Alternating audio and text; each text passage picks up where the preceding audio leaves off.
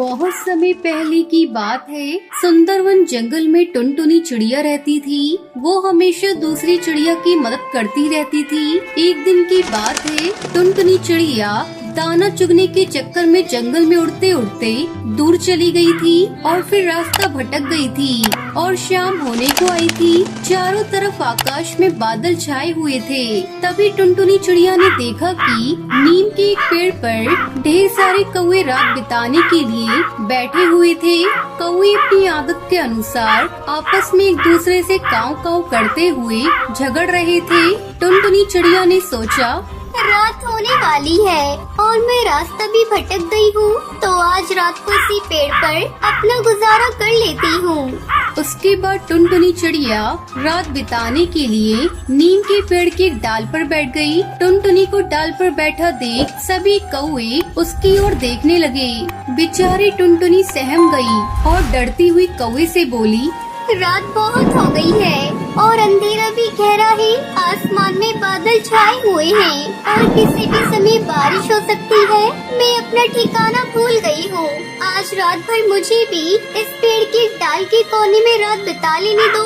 कौवे भला ये बात कहाँ मानने वाले थे। उन्होंने कहा, ये नहीं हो सकता, ये पेड़ हमारा है, तुम इस पेड़ पर नहीं रह सकती, भागो यहाँ से।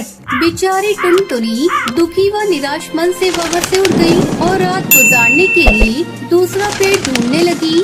बहुत अंधेरा था, परंतु बहुत ढूंढने पर थोड़ी दूर तक उड़ते उड़ते उसे एक आम का पेड़ दिखाई दिया, जिसे देखकर उसके मन में एक आशा की किरण जागी और उसने राहत की सांस ली और सोचने लगी, शायद इस पेड़ पर रहने का कुछ इंतजाम हो जाए। उसके बाद वो आम के पेड़ के पास गई तो उसने देखा उस पेड़ पर चिड़ियाओं का बसेरा था। टुनटुनी के मन में आस जागी, परंतु टुनटुनी को डाल पर देखकर सभी चिड़ियाओं में हलचल बढ़ी और सभी उसे देखने लगे। तभी उसने चिड़ियाओं से कहा, मैं अपने ठिकाने का रास्ता भूल गई हूँ और रात काफी हो गई है और बारिश भी कभी भी हो सकती है। अब मैं आप लोगों से विनती करती हूँ कि मुझे आज रात बिताने के लिए पेड़ के किसी डाल पर रुकने दो। सभी चिड़ियाओं ने कुछ देर आपस में विचार विमर्श करने के बाद उसमें से एक तोती ने कहा, तुम एक रात के लिए इस पेड़ की डाल पर रुक सकती हो, लेकिन एक शर्त है, कोई भी चिड़िया तुम्हें अपने घोंसले में नहीं रखेगी और न ही हमारी तरफ से तुम्हें कोई मदद मिलेगी। अगर तुम रहना चाहती हो तो रह सकती हो। इतना सुनते ही टुनटुनी चिड़िया घबरा गई और कहने लगी, ऐसे खराब मौसम में कैसे रात बिताऊंगी? बारिश भी बहुत तेज होने वाली है, तूफानी हवा चल रही है, बादल गरज रहे हैं। वो सब हमें नहीं पता, अगर तुम्हें इस पेड़ पे रहना है तो रहो, वरना तुम जा सकती हो। तूफानी हवा चल रही थी, बादल गरज रहे थे, जल्दी बारिश होने की संभावना थी। चिड़ियाओं ने पहले ही मदद करने के लिए इनकार कर दिया था, तो टुनटुनी बहुत घबरा गई और सोचने लगी, अब मैं क्या करूं? कैसे करूं? क्योंकि मौजूदा परिस्थिति में मैं शायद सुबह तक जीवित ही न रह पाऊं। टुनटुनी के पास दो ही रास्ते थे। पहला वो सुबह तक किसी डाल पर मरने का इंतजार करे या दूसरा वो इस विकट परिस्थिति में घोंसला बनाने की कोशिश करे। टुनटुनी ने दूसरा रास्ता चुनते हुए अपने डर पर काबू किया, कोशिश करने का ठाना और एक नए जोश के साथ खुद पर विश्वास करते हुए उसने पेड़ के आसपास की जगह देखी तो पेड़ खेत के आसपास ही था। वो तुरंत तिनके की खोज में निकल गई। उसने तिनकों को पेड़ की डाल पर इकट्ठा करना शुरू किया। तिनके इकट्ठे करके उन्हें चोंच से बहुत ही बारीकी से सजाने लगी। ये सब देख पक्षियों ने टुनटुनी का मजाक उड़ाना शुरू कर दिया। अरे ये देखो इस बेवकूफ चिड़िया को, इतनी तूफानी मौसम में भी मूर्खों की तरह बेकार मेहनत कर रही है। हाँ भाई हाँ, ये तो है ही बेवकूफ, नहीं तो इतनी तूफानी मौसम में मूर्खों की भांति कौन मेहनत करता है। वहीं दूसरी तरफ टुनटुनी अपना घोंसला बनाने में लगी हुई थी। मुश्किल से घोंसला आधा बना ही था कि तेज हवा के झोंके ने घोंसले को बिखेर दिया। टुनटुनी डाल से गिरते गिरते बची। अरे ओ छोटी चिड़िया, क्यों इतना फालतू में मेहनत कर रही हो? चुपचाप पेड़ की डाल पर बैठ क्यों नहीं जाती हो? आसमान में जोरों से बिजली कड़क रही थी, तूफानी हवा तेज हो रही थी, हल्की हल्की बारिश शुरू हो गई, मौसम में ठंड बढ़ गई थी। सभी पक्षी अपने घोंसले में चले गए, ये सोचते हुए कि टुनटुनी अब सुबह तक जीवित नहीं रह पाएगी। टुनटुनी भीग गई थी, पहले के निष्फल प्रयासों के कारण बहुत थक गई थी, परंतु उसने अभी तक हार नहीं मानी थी और वो सोचने लगी, नहीं, मैं हार नहीं मानूंगी। मैं फिर से घोंसला बनाऊंगी। उसने खुद पर भरोसा करते हुए फिर से घोंसला बनाना शुरू किया और एक एक करके सभी तिनकों को सजाया और तब जाकर बड़ी मुश्किलों के बाद उसका घोंसला तैयार था।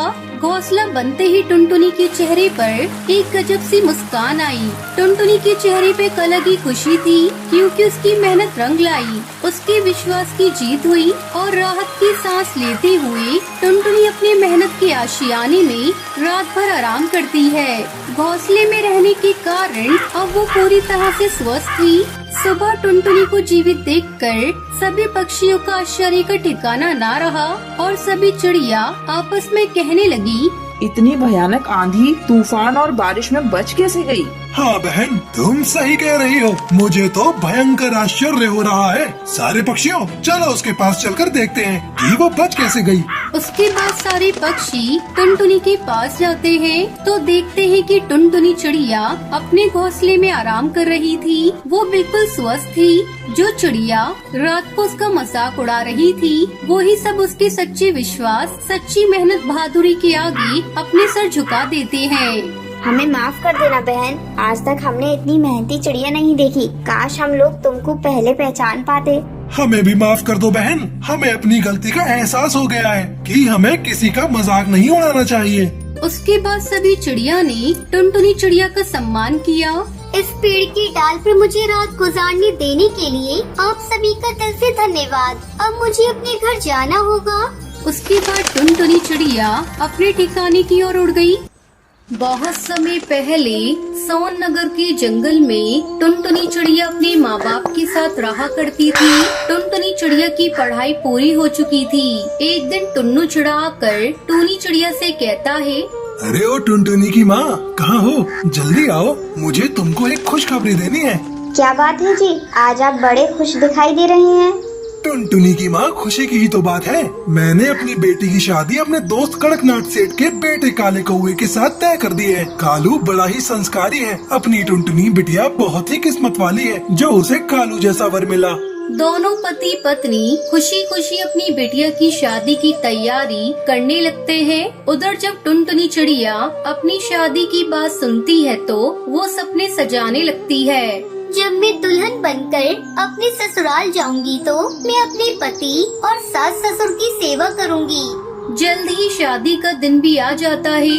धूमधाम से कालू और टुनटुनी की शादी हो जाती है। दुल्हन बनकर टुनटुनी चिड़िया अपने ससुराल आ जाती है। शादी के अगले ही दिन कालू के पापा को हार्ट अटैक आ जाता है और उसकी मौत हो जाती है। ये देखकर सुंदरी कौवी रोने लगती है। वो इसका जिम्मेदार अपनी बहू को मानती है। कालू बेटा, ये अपशगुनी है, इसी के कारण तेरे पिता की मौत हुई है। तू अभी इसे इसके मायके छोड़ कर आ। मैं इसे एक पल इस घर में नहीं रखूंगी। माँ जी, आप ये क्या कह रही है? माँ जी, ये तो मेरा घर है, मुझे यहाँ से मत निकालिए। तू कहीं भी जा, मैं तुझे यहाँ एक पल नहीं रखूंगी। तेरा काला साया पड़ते ही मेरा पति मुझे छोड़कर चला गया। चल निकल, निकल जा मेरे घर से। माँ, ये कहाँ जाएगी? अब तो यही इसका घर है, इसे यहाँ से मत निकालो। तुझे बड़ा दर्द हो रहा है इसके लिए, तो तू भी चला जा इसी के साथ। मुझे किसी की कोई जरूरत नहीं। तेरे पापा तो मुझे छोड़कर चले ही गए। अब मैं अकेले ही अपना जीवन काट लूंगी। इस अपशगुनी को मेरी आंखों से दूर करो। तू खड़ा खड़ा मेरा मुंह क्या देख रहा है? जल्दी से इसे लेकर इसके मायके चली जा और इसे छोड़कर जल्दी से आ। तेरे पिता का अंतिम संस्कार भी करना है। ठीक है माँ, तुम जैसा कह रही हो मैं वैसा ही करता हूँ। कालू कौआ टुनटुनी को लेकर उसके घर छोड़ने जाता है। कालू जी, मैं अपशगुनी हूँ। आपकी माँ ने मुझे अपशगुनी मान लिया है।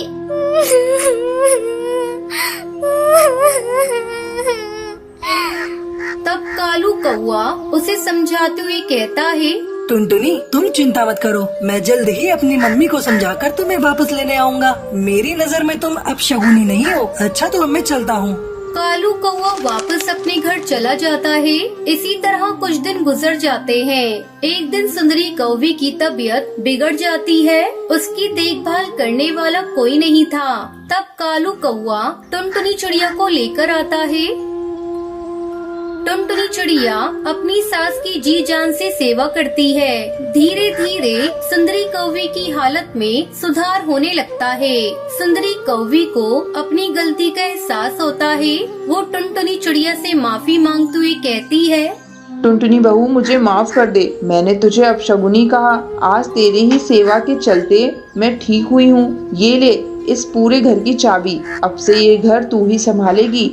नहीं, ये चाबी आप खुद ही रखिए। मैं इसे लेकर क्या करूँगी? अभी तो इस घर को आपको ही देखना है। मुझे इस घर में बहू का दर्जा देकर आपने मेरे ऊपर बहुत बड़ा एहसान किया है। उस दिन के बाद से टुनटुनी चिड़िया अपने ससुराल में खुशी खुशी रहने लगती है। एक दिन बबली कबूतरी लूसी को लेकर शॉपिंग करने जा रही थी। वो एक चिड़िया से टकरा जाती है। देख के नहीं चल सकती क्या? मुझे कितनी जोर से चोट लग गई। अरे बबली तू? हाँ, मैं यहाँ एक बड़े से घर में रहती हूँ। और तू बता, तू कहाँ रहती है? मैं तो यहाँ एक छोटी सी दुकान में काम करती हूँ और किराए के घर में रहती हूँ।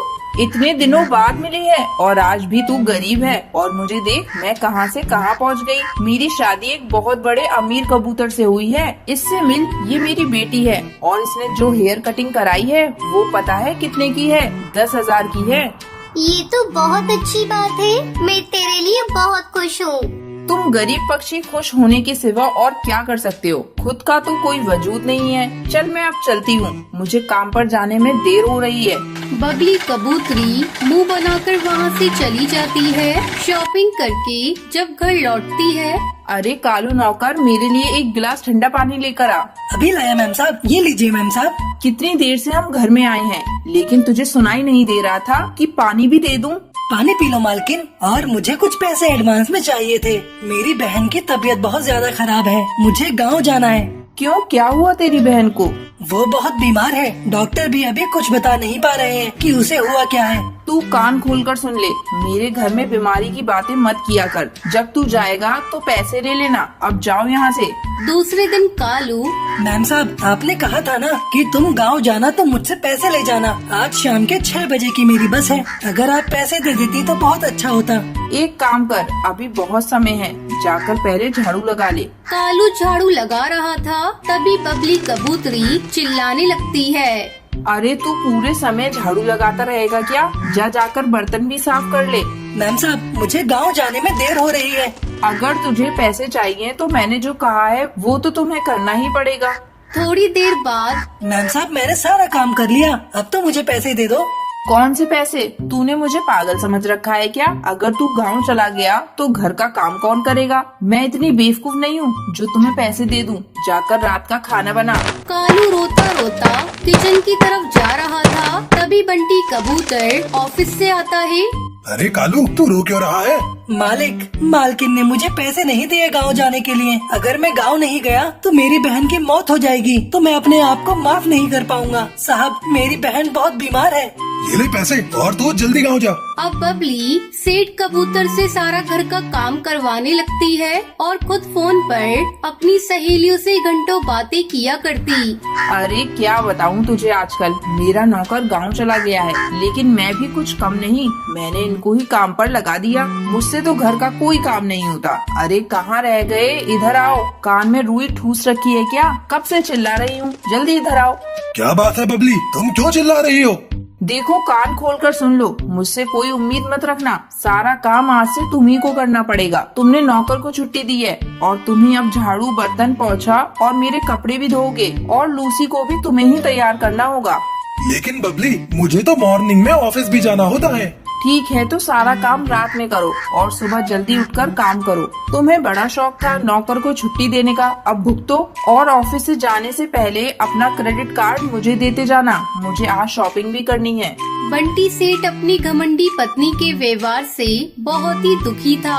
डेली ऑफिस लेट पहुंचने के कारण बंटी का बॉस उसे काम से निकाल देता है। कई महीने बीत जाते हैं। बंटी कबूतर को कोई ढंग की नौकरी नहीं मिलती। इस बीच उनका गाड़ी बंगला बिक जाता है। वो सभी रोड पर आ जाते हैं। तब बंटी कबूतर बबली से कहता है, ये सब तुम्हारे घमंड के कारण हुआ है। तुमने गरीब की बद्दुआ ली है। ये सब उसी का नतीजा है कि आज हम लोग भी गरीब हो गए।